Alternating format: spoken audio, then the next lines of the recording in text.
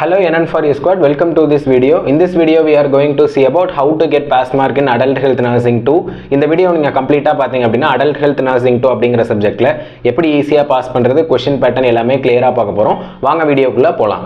Okay friends, first of all நீங்க என்ன பார்க்கணும் அப்படினு பாத்தீங்கன்னா adult health nursing 2 அப்படிங்கற சப்ஜெக்ட் semester 4ல first பேப்பரா உங்களுக்கு கேட்பாங்க. இந்த adult health nursing 2ங்கற சப்ஜெக்ட் வந்து பாத்தீங்கன்னா தியரி plus practical ரெண்டுமே இருக்கும். தியரிலயும் பாஸ் பண்ணனும், practicalலயும் பாஸ் பண்ணனும். First வந்து பாத்தீங்கன்னா क्वेश्चन பேட்டர்ன் என்னன்னு பார்க்கலாம். adult health nursing 2 அந்த பேப்பர் பாத்தீங்கன்னா 75 மார்க்ஸ் ஓவராலா கேக்குறாங்க. இந்த क्वेश्चन பேட்டர்ன் தான் வந்து பாத்தீங்கன்னா INC, doctor MGR medical university and வந்து பாத்தீங்கன்னா ராஜீவ் காந்தி யூனிவர்சிட்டி எல்லா யூனிவர்சிட்டியும் வந்து பாத்தீங்கன்னா இந்த क्वेश्चन பேட்டர்ன்ல தான் உங்களுக்கு क्वेश्चन பேப்பர் மேக் பண்ணுவாங்க. ஃபர்ஸ்ட் வந்து பாத்தீங்கன்னா என்ன கேக்குறாங்கன்னா MCQs 1 மார்க் क्वेश्चन வந்து டோட்டலா 14 மார்க்ஸ் கேக்குறாங்க. நெக்ஸ்ட் வந்து பாத்தீங்கன்னா essay question 15 mark question 15 mark question டோட்டலா 30 மார்க்ஸ். நெக்ஸ்ட் வந்து ஷார்ட் ஆன்சர் 5 மார்க் क्वेश्चंस வந்து பாத்தீங்கன்னா 5 கேக்குறாங்க, டோட்டலா 25 மார்க்ஸ்.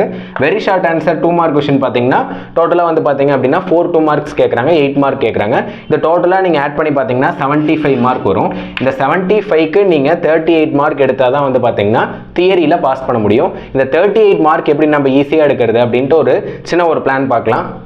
ஃபர்ஸ்ட் MCQ வந்து 14 MCQல மினிமம் ஒரு 5 MCQ மட்டும் நீங்க கரெக்ட் ஆனீங்கன்னா போதும். ரேண்டமா நீங்க ABC ஆப்ஷன் போட்டீங்கனாலே 5 கரெக்ட் வந்துடலாம்.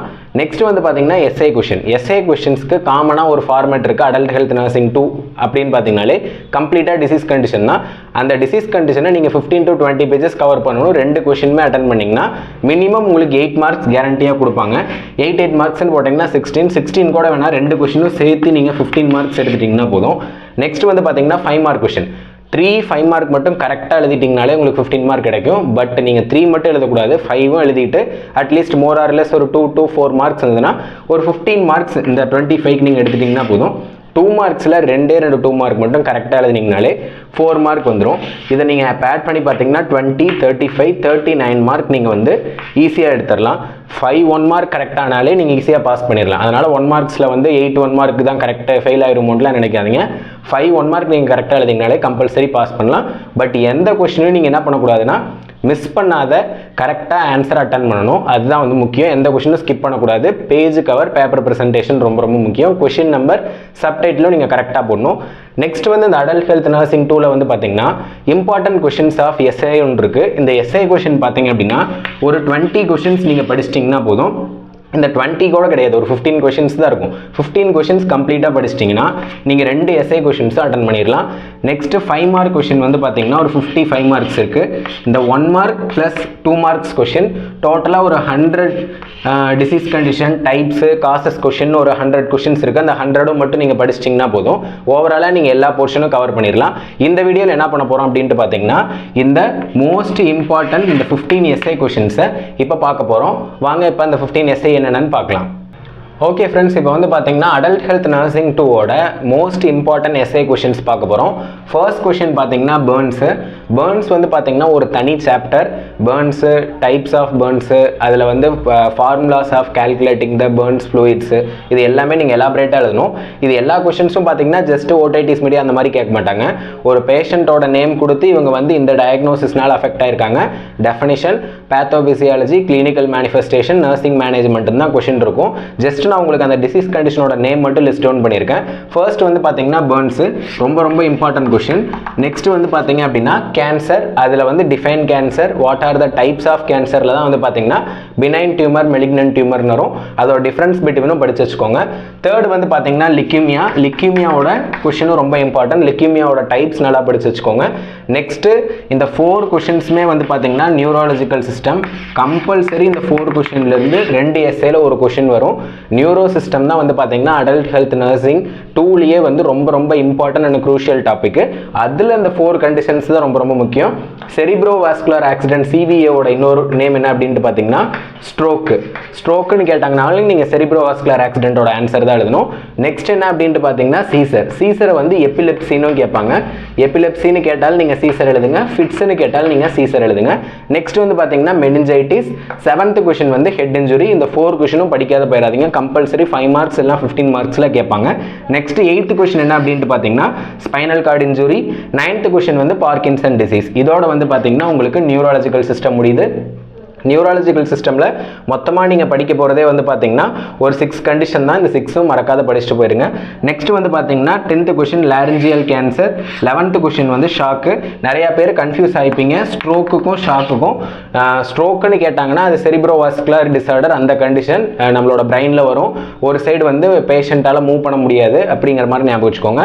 ஷாக் அப்படின்னு பார்த்தீங்கன்னா நம்மளோட பாடியில் இருக்கக்கூடிய ஃப்ளூயிட் வேல்யூம் டெஃபிசிட் ஆகிறதுனால வருது. ஹைப்போலிமிக் ஷாக்கு, ஹெமராஜிக் ஷாக்கு, அந்த மாதிரி வந்து செப்டிக் ஷாக்கு, அனஃபைலாட்டிக் ஷாக்கு. இந்த கொஷின் வந்து கண்டிப்பாக எக்ஸாம் பேப்பரில் வரும். அவங்க உங்களை கன்ஃபியூஸ் பண்ணுறதுக்காகவே ஷாக்குன்னு கேட்பாங்க. பட் நீங்கள் வந்து ஸ்ட்ரோக்கோட ஆன்சர் மாற்றி எழுதக்கூடாது. கொஞ்சம் கேர்ஃபுல்லாக கொஷினை 1 டைமுக்கு 2 டைம் ரீட் பண்ணிக்கோங்க. நெக்ஸ்ட் வந்து பார்த்தீங்கன்னா otitis media, 13th question glaucoma, 14th question வந்து கேட்ராக்ட். இந்த 3 கொஷினும் வந்து பார்த்தீங்கன்னா இஎன்டி சிஸ்டமில் இம்பார்ட்டன்ட் கொஷின்ஸ். 15th கொஷின் பார்த்தீங்கன்னா meniere's disease. 16th question chronic renal failure, ரொம்ப ரொம்ப இம்பார்ட்டன்ட். நெக்ஸ்ட் 17th கொஷின் பார்த்தீங்கன்னா nephrotic syndrome. 18th question renal calculi. 19th question benign prostate hypertrophy வந்து பார்த்தீங்கன்னா இம்பார்ட்டன்ட் கொஷின். 20 கொஷின் வந்து பார்த்தீங்கன்னா டிசாஸ்டர். இந்த டிசாஸ்டர் மேனேஜ்மெண்ட்டும் பேர்ன்ஸும் பார்த்தீங்கன்னா தனித்தனி யூனிட்டு. இந்த யூனிட்லேருந்து இந்த கொஷின் கேட்கணும்னா இந்த ஒரு கொஷின் மட்டும்தான் இருக்குது. பேர்ன்ஸ் யூனிட்டில் தான் வந்து பார்த்தீங்கன்னா உங்களுக்கு ஷாக்குக்கான நோட்ஸ் இருக்கும். இந்த பேஜ் அப்படியே நீங்கள் ஒரு ஸ்க்ரீன்ஷாட் எடுத்து வச்சுக்கோங்க. நீங்கள் அடல்ட் ஹெல்த் நர்சிங் 2 படிக்கிறதுக்கு முன்னாடி ஃபஸ்ட்டு இந்த 20 கொஷின்ஸை நோட்ஸ் எடுத்து படிச்சுக்கோங்க. அதுலேயும் இந்த இம்பார்ட்டன்ட் போட்டிருக்க கண்டிஷன்ஸ்லாம் ரொம்ப ரொம்ப இம்பார்ட்டன்ட். இந்த 20 கொஷின்ஸ் நீங்கள் படிச்சிட்டிங்க அப்படின்னாலே அந்த எஸ்ஏ கொஷின் 2ல் கம்பல்சரி நீங்கள் 2மே அட்டன் பண்ண முடியும்.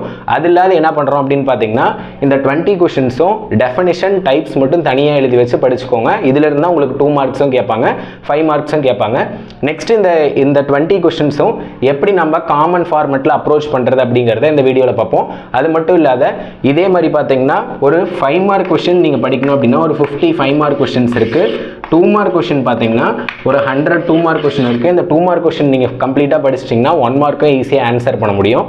இந்த எஸ்ஏ கொஷின்ஸும் 5 மார்க் கொஷின்ஸும் உங்களுக்கு பார்த்தீங்கன்னா யூடியூப்ல பிளேலிஸ்ட்டில் அடல்ட் ஹெல்த் நர்சிங் 2 அப்படிங்கிற பிளேலிஸ்ட்டு கிளிக் பண்ணிங்கன்னா இண்டிவிஜுவலாக ஒவ்வொரு கொஷினும் கிளியராக தனித்தனியாகவே செப்பரேட் வீடியோவில் பிரேக் டவுன் பண்ணி போட போகிறோம். அதை செக் பண்ணி படிச்சுக்கோங்க.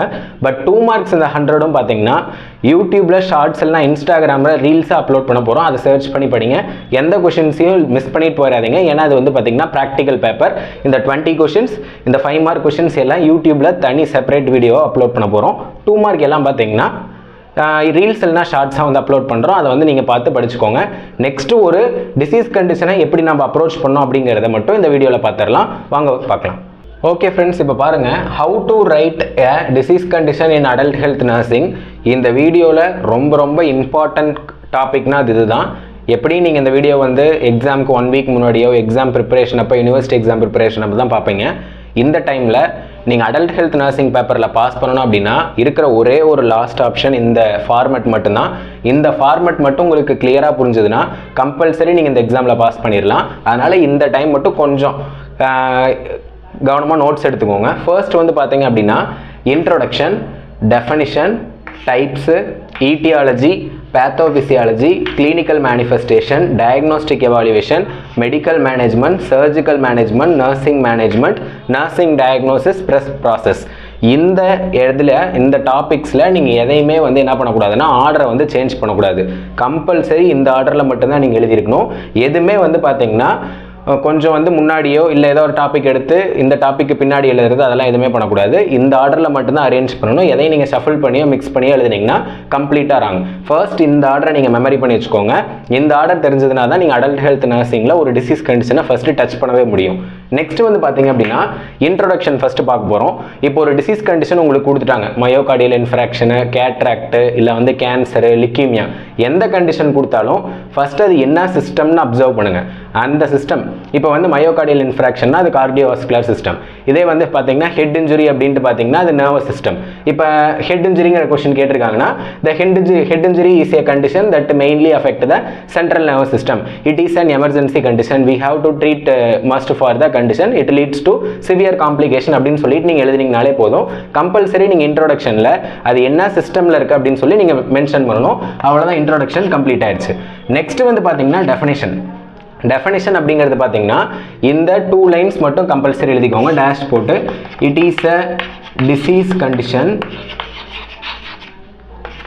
கேரக்டரைஸ்டு பை அப்படின்னு போட்டு எழுதிக்கோங்க.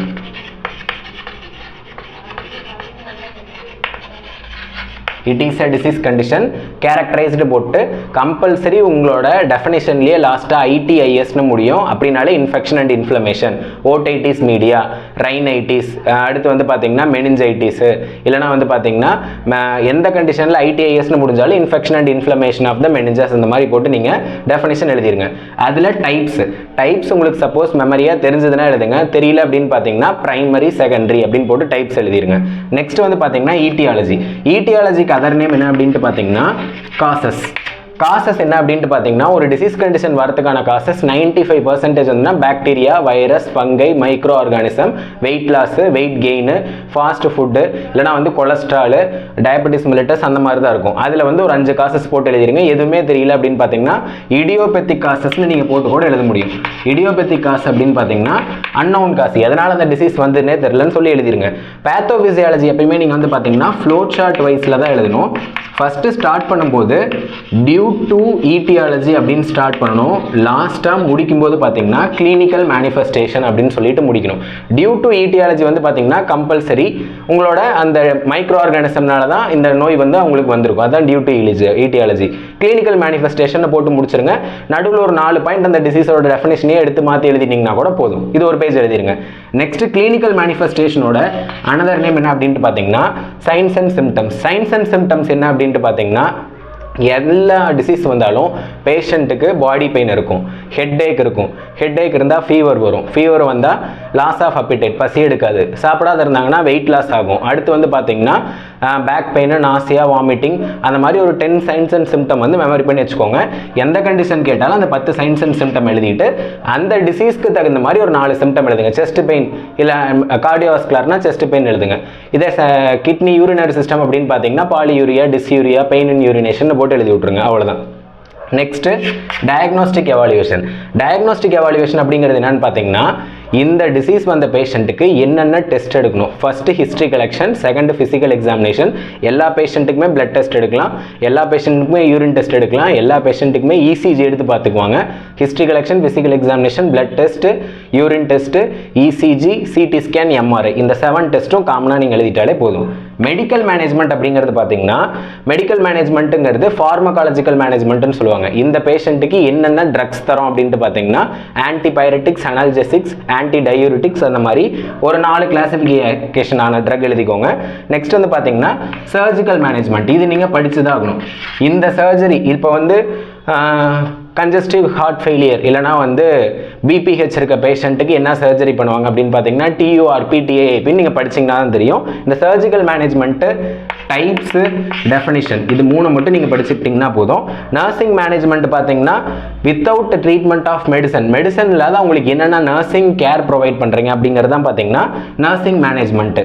நெக்ஸ்ட்டு 5 நர்சிங் டயக்னோசிஸ் நீங்கள் மேக் பண்ணி அதில் 3 ப்ராசஸ் நீங்கள் போடுற மாதிரி இருக்கும். இப்படி போட்டிங்கன்னா ஒரு அடல்ட் ஹெல்த் நர்சிங்கோட காமன் ஃபார்மேட் முடிஞ்சது. எந்த கண்டிஷன்ஸ் கேட்டாலும் நீங்கள் இந்த ஃபார்மேட்டில் எழுதுங்க. லாஸ்ட்டாக காம்ப்ளிகேஷன் கூட நீங்கள் எழுதிக்கலாம். பட் இதில் என்ன அப்படின்னு பார்த்தீங்கன்னா உங்களுக்கு கொஷினில் ABCன்னு 3 டைப்பில் தான் கேட்பாங்க. எப்படியும் டெஃபினிஷன் பக்கத்தில் A கேட்பாங்க, மறக்காத A, டெஃபினிஷனுக்கு முன்னாடி ஏன்னு போட்டுக்கோங்க. நெக்ஸ்ட் வந்து பார்த்தீங்கன்னா டயக்னோஸ்டிக் எவாலுவேஷன் இல்லைனா கிளினிக்கல் மேனிஃபெஸ்டேஷன் கிட்ட B கேட்பாங்க. லாஸ்ட்டாக வந்து பார்த்தீங்கன்னா நர்சிங் மேனேஜ்மெண்ட் கிட்ட C கேட்பாங்க. இந்த ஃபார்மேட்லேயே எழுதுங்க. பட் இந்த ABC அந்த சப்டைட்டில் மென்ஷன் பண்ணுறதுக்கு மறந்துடாதீங்க. இந்த ஃபார்மேட் மட்டும் படிச்சுக்கிட்டிங்கன்னா போதும். நான் சொன்ன கான்செப்டில் நீங்கள் படித்த தியரி வச்சு அப்ளை பண்ணி எழுதுனீங்கன்னா மினிமம் 15 to 70 பேஜஸ் போகும். கம்பல்சரி நீங்கள் பாஸ் பண்ணிடலாம். இந்த ஃபார்மேட் வந்து டிசீஸ் கண்டிஷனுக்கு அப்ளை பண்ணி படிங்க. முன்னாடி சொன்ன மாதிரி வீடியோஸ் வந்து இண்டிவிஜுவலாக SA question, 5 mark question, 2 mark கொஷினுக்கு தனித்தனியாக வீடியோ செப்பரேட்டாக பண்ண போகிறோம். அதை வந்து உங்கள் ஃப்ரெண்ட்ஸுக்கு ஷேர் பண்ணுங்கள். இந்த வீடியோ உங்களுக்கு யூஸ்ஃபுல்லாக இருந்தாலும் உங்களோட ஃப்ரெண்ட்ஸுக்கு ஷேர் பண்ணி சப்ஸ்கிரைப் பண்ணுங்கள். தேங்க்யூ ஃபார் வாட்சிங் திஸ் வீடியோ.